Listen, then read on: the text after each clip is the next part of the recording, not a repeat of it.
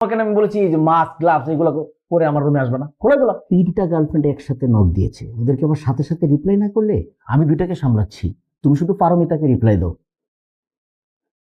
আরে কি করতেছো তুমি? তো প্রস্তুতি নিতে নিতে আমার ব্রেকআপ হয়ে যাবে। বাথরুমে পড়ে গিয়ে অজ্ঞান হয়ে গিয়েছে, তো ওগুলা মানুষ তোমার মাকে ধরে অ্যাম্বুলেন্সে উঠাইলো, তুমি তোমার মাকে ধরতে পর্যন্ত পারলা না রোগ জীবাণুর ভয়ে। এসে সুন্দর করে বসে আছো, হাতে গ্লাভস পরে, মুখে মাস্ক পরে। তোমার কোনো সমস্যা হলে আমাকে বলো, আমি মায়ের চিকিৎসা দরকার পড়লে পরে করব, তোমার সমস্যাটা আগে আমি সমাধান করবো।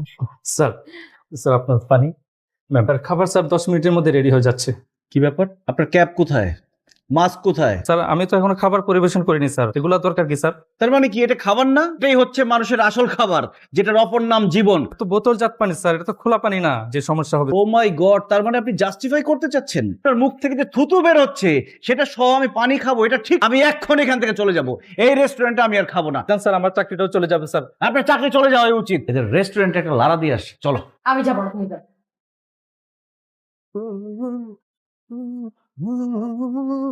ডান হাত দিয়ে কান চুলকায়, সেই হাত দিয়ে চামিচ ধরে আপনার কানের জীবাণু, কানের ব্যাকটেরিয়া যাবে চামিচে, চামিচ থেকে যাবে খাবারে, সেই খাবার আপনি হবেন, আমরা খাবো, হবে ফুড পয়জনিং, তারপর যাব হসপিটালে চড়াবো, সেই খরচ কি আপনি দিবেন? এখানে না আসলে আমি কি দেখতে পারতাম যে আপনার এই বাবুর্চি কি কাজ করতেছে? অফিসার আপনি জাস্ট টাইমে চলে আসছেন। আমি তো জাস্ট টাইমে লাঞ্চ। আপনি লাঞ্চ করতে আসছেন? হ্যাঁ। আর আমরা এখানে লাঞ্চিত হচ্ছি। এই রেস্টুরেন্টের পরিবেশ খারাপ, তাদের সার্ভিস খারাপ, তারা খুবই নোংরা, কিচেনের পরিবেশ পর্যন্ত খারাপ। আপনি এর একটা ব্যবস্থা নেবেন, আমি মামলা করতে রাজি আছি। মানুষ যে রাস্তাঘাটে ওপেন হোটেলে বসে খাচ্ছে, দিব্যি আরামে খাচ্ছে, খুশি হয়ে টিপস পর্যন্ত দিয়ে যাচ্ছে, আর তুমি এত ভালো ভালো রেস্টুরেন্টে গিয়েও তোমার সমস্যা। তোর তো আমি চিনি, কেমনে? তুই মোহাম্মদপুরের জাবেদ না? ওই তোর মার কাছে গিয়ে বিচার দিবি। আমার ভুল হয়ে গেছে, আমি আমারে কয়ে দিলে কিন্তু গাড়াইবো চলে আমার। দেখছো? ছেড়ে এই দে, আমার হিরের গায়ে বাড়ি লাগবে, যদি- ছেড়ে দে। জুতা যদি আমার খায়, ছেড়ে দে। মানুষ যদি আমাকে এসে মাইরাও চলে যায়, তাও তোমার এসব রোগ জীবাণু নিয়ে। নোংরা ছেলে পেলে, এদের শরীরে রোগ জীবাণু, এদের ধরলে তো সমস্যা। উঠো উঠো, কিন্তু একটু দূরে বসো, কারণ ওদেরকে ধরছো তুমি, রোগ জীবাণু থাকতে পারে। ফোন ধরো নাই কেন তুমি? ফোন দিচ্ছি তো দেখো না। এত সুন্দর স্বামীকে কেউ এইভাবে ঝাড়ি দিয়ে কথা বলে নাকি? সুন্দর একটা স্বামীকে তো শোকেসে তুলে রাখা উচিত। আপনি আমার স্বামীকে নিয়ে যে আপনার ঘরের শোকেসে উঠে রাখেন। বাসার মধ্যে খাওয়ার জন্য এক ফোঁটা পানি পর্যন্ত নেই, একজন এখানে বসে দিব্যি আরামে গান গাচ্ছে। মা, রাহাত তোমাকে কিছু বলেছে? তোমাদের বউ শাশুড়ির মাঝখানে আমাকে টানো কেন সবসময়? তুই কোনো অঘটন না ঘটালে বৌমা এরকম রেগে যায় না। ঘর যে এত নোংরা করে রাখছো সেটা চোখে পড়ে না তোমার? তোকে পড়বে কি করে? চোখের উপর শশা লাগানো না? আপনি যে মুখের মধ্যে এসব লাগায় বসে আছেন, সেটা তো পানিই নাই, মুখটা ধুবেন কিভাবে? বৌমা একটা কাজ করো না, ওই নিচে গিয়ে বালতি ভরে আমার জন্য একটু পানি নিয়ে আসো। বৌমা কত লক্ষ্মী, আমি বলার সাথে সাথে একটু নিচে গেছে বালতি ভরে আমার জন্য পানি নিয়ে আসো। খাওয়ার জন্য শশা আছে তোমার কাছে, পরিষ্কার জীবাণুমুক্ত? এটা নে, এটা দেখ, রস শুকাই গেছে, খুব ভালো আছে, ধর। ঠিক। লুকায় লুকায় দুজনের সাথে ফ্লার্টিং করো। আরে ওটা তো সামাজিক যোগাযোগ, মায়ের সাথে যেমন হেসে হেসে কথা বলা যায়, ভাবির সাথেও কথা বলা যায়। আপনার বাসা? হ্যাঁ, আমার বাসা। কি হয়েছে? না কিছু হয়নি। আপনি আমাকে ইফটিজিং করছেন কেন? কি বলছেন আপা? প্লিজ বিলিভ মি, আমি আপনাকে কিজিং করছি না। কি করছেন? এই যে আপনি আবার আমাকে ইফটিজিং করতেছেন। আমি একটা ভালো ছেলে, আমি বিদেশ ফেরত ছেলে, প্লিজ। আমি এক্ষুনি লোকজন ডাকবো, তারপর আপনাকে গলা পিটানি খাওয়াবো। দাঁড়ান, তাড়াতাড়ি আসেন। আরে আমি এই লোকটা বিদেশ, আমি আমাকে একটা ভালো ছেলে। আরো দেন। আপনি আসছেন, এই লোকটা না কতক্ষণ যাবত আমাকে ইফটিজিং করছে। না, আপনি দুটা মাইর দেন যাইয়া। না না না না, আমি এসবের মধ্যে নাই, অনেক বেশি অনেক লোকজন, এই মারামারি কাটাকাটির মধ্যে নাই, আমি অফিসে যাচ্ছি। আচ্ছা ঠিক আছে, তাহলে আমি ওকে দুটো লাথি মারি। ইফটিজিং করিস না? তুমি অফিসে যাও নাই, এখানে কি করতেছো? আরে মারতেছি। আরে আপা, আমি আমি আমি আমি তোমার ছোট ভাই আপা। আরে ছোট ভাই রাখ তোর জাফর টাফর, যাই হোক। জাফর, মালয়েশিয়া থেকে বাংলাদেশে আসছিস চিন্তাই করার জন্য? ভাবছিলাম আমি বাংলাদেশে এত করে সারপ্রাইজ দিয়ে দেয়, আর আমি নিজেই সারপ্রাইজ পেয়ে গেছি রে মা।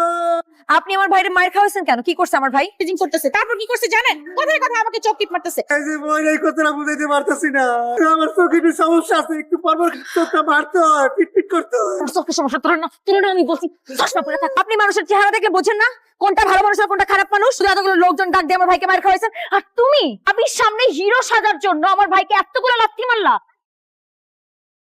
তোমাকে আমি বলেছি যে মাস্ক গ্লাভস এগুলো পরে আমার রুমে আসবে না, খোলা গেল। নাও আমার মেসেঞ্জার ওপেন করো। 3টা গার্লফ্রেন্ড একসাথে নক দিয়েছে, ওদেরকে আবার সাথে সাথে রিপ্লাই না করলে আমি 2টাকে সামলাচ্ছি, তুমি শুধু পারমিতাকে রিপ্লাই দাও। পারমিতার টাইপিং স্পিড এত ফাস্ট, আমি পারি না, তুমি পারবে, তোমার মতো ঠিক। আরে কি করতেছো তুমি? তো প্রস্তুতি নিতে নিতে আমার ব্রেকআপ হয়ে যাবে। বস উনি মনে হয় একটু দুষ্ট প্রকৃতির মহিলা, দুষ্টু দুষ্টু কথা লিখে। সব সুন্দরী মেয়েরা একটু দুষ্ট হয়, তুমিও দুষ্টুম দুষ্টুম মেসেজ লিখতে থাকো। আরে জান, তুমি কখন আসছো? পারমিতে চলে আসছো। স্যার তাহলে আমি এখন আসি, মোবাইলটা নেন।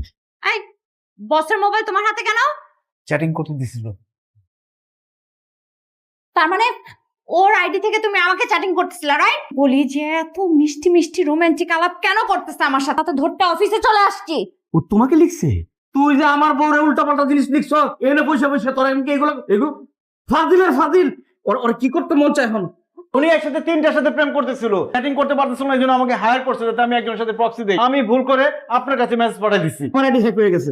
এই হারামজাদা হ্যাক করছে। এই তোর চাকরিটা বাটপারি করে ধরা পড়ে এখন আবার ওর, আরে তুই ওর চাকরি কি খাবি রে? ওর দেখ আমি কি করতেছি, তোর চাকরি থাকবে না। তোমার জন্য আমি ওকে হাতে নাতে ধরতে পারছি। তোর কোনো চাকরি যাবে না, তোমার ওটা প্রমোশন হবে।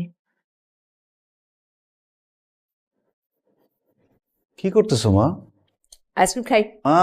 তোমার ডায়াবেটিস হাই আর তুমি রাতের বেলা চুরি করে আইসক্রিম খাচ্ছ, লজ্জা করে না? বেলা যদি আমাকে খাইতে দিত তাহলে কি আমি রাতের বেলা চুরি করে খাইতাম? নিজের বাড়িতে স্বাধীনভাবে যে খাবো সেই উপায় নাই, বাইরে গিয়ে তো আমি খাইতে পারি না জীবাণুর ভয়ে, বাসায় যে পেট ভরে খাবো তার উপায় নাই, পানির জন্য আমি খেতে পারি না, আমাকে ডায়েট করায়, আমাকে এটা করায় সেটা করায়। আজকে আমি কিছুই মানবো না, আজকে আমি খাবো আইসক্রিম, খাবো তোমার থেকে বেশি খাবো, দাও। কি মজা! আর কোনো মেয়ে হয়ে পেলে না, এরকম একটা ডট মেয়ে আমার গলায় জুড়া দিলা। আরে আমি পছন্দ করছি না, পছন্দ তো করছে তোর বাবা। আমাকে যদি একটা আফ্রিকার মেয়ে না বিয়ে করাই দিতা খুব ভালো হতো। এটা ডাইনিরে বিয়ে করছি। একটা ডাইনি প্লাস। চকলেট টকলেট কিছু লাগবে দিব? না আমরা এখন আইসক্রিম খাই, আমরা আইসক্রিম সেটা মাথার মধ্যে থাকা উচিত। এই বয়সে এইসব কইরো না, উল্টা পাল্টা মারা যাবে অল্প বয়সে। ঠিক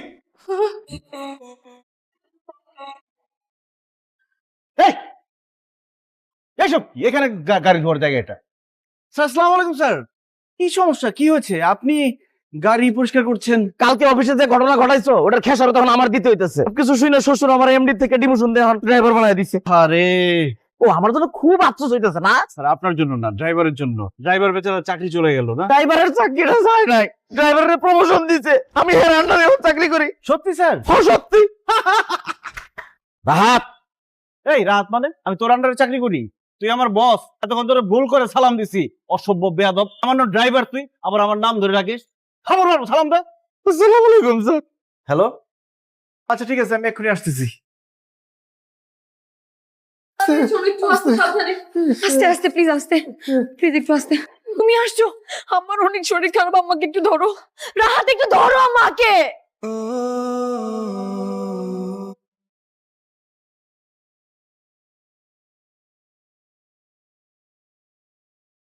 এখানে কিছু পরীক্ষা আছে, কাইন্ডলি এখন করতে হবে। মা এখন কেমন আছে? বাথরুমে পড়ে গিয়ে অজ্ঞান হয়ে গিয়েছে। তো ওগুলা মানুষ তোমার মাকে ধরে অ্যাম্বুলেন্সে উঠাইলো, তুমি তোমার মাকে ধরতে পর্যন্ত পারলা না রোগ জীবাণুর ভয়ে। তারপরে তো আমাদের সাথে অ্যাম্বুলেন্সে বসতে পারতা। তোমার কাছে তোমার রোগ জীবাণুর ইম্পর্টেন্স অনেক বেশি। সে সুন্দর করে বসে আছো, হাতে গ্লাভস পরে, মুখে মাস্ক পরে। তখন সমস্যা হলে আমাকে বললো, আমি মায়ের চিকিৎসা দরকার পড়লে পরে করব। তোমার সমস্যাটা আগে আমি সমাধান করবো। জীবাণুর ভয়ে মাকে ধরতে পারো না। আপনার ছেলেও কিন্তু এখানেই আছে, একটু রোগ জীবাণু ভয় পায়, সেজন্য দূরে দূরে দাঁড়িয়ে আছে। কিন্তু ও সব কিছু করছে আপনার জন্য, ওষুধপত্র আনা থেকে শুরু করে বিল পে করা থেকে শুরু করে। আপনি কিচ্ছু নিয়ে টেনশন করবেন না। এর ভেতর হচ্ছে আপনি ওসিডিতে আক্রান্ত। সূচিবায়ু এক ধরনের মানসিক রোগ। এ ধরনের রোগে আক্রান্ত রোগীরা এক ধরনের কম্পালসিভ বিহেভিয়ার ডিসঅর্ডারের চক্রের মধ্যে আটকে পড়ে। অন্য রোগের মতো এই রোগও চিকিৎসার মাধ্যমে নিয়ন্ত্রণে রাখা সম্ভব। ওসিডিও চিকিৎসার মাধ্যমে নিয়ন্ত্রণে রাখা সম্ভব। এই লাইফ নিয়ে আমি আর পারছি না, একটার পর একটা ঝাঁকি আছে। আমার সবসময় মনে হয় আমার চারপাশে জীবাণু আমাকে অ্যাটাক করবে, আমার পরিবারকে অ্যাটাক করবে। ওসিডির ক্ষেত্রে দুই ধরনের চিকিৎসা হয়, একটা হচ্ছে সাইকোলজিক্যাল আর একটা হচ্ছে ফার্মাকোলজিক্যাল। আমি আসলে তোমার সাথে অনেক অন্যায় করে ফেলছি। আমার আশেপাশের মানুষের সাথে, আমার পরিবারের সাথে আমার বুঝতে অনেক দেরি হয়ে গেছে। আমার জীবনের সব থেকে গুরুত্বপূর্ণ অংশ হচ্ছে আমার পরিবার। তোমার ওয়াইফ হিসেবে তোমার মায়ের প্রতি যতটুকু দায়িত্ব আমার ছিল, আমি তোমাকে অনেক বেশি বকাবকি করে ফেলেছি। ঠিক আছে, আমার করার কথা সেটা তোমাকে করতে হচ্ছে। চুপ করেন আপনি, কেয়ার বইন মোবাইল কর, মোবাইল দে, মোবাইল দে। কি লাগাবি? ময়লা লাগাবি? ময়লা লাগা, ময়লা লাগা, ময়লা লাগা, ময়লা লাগা।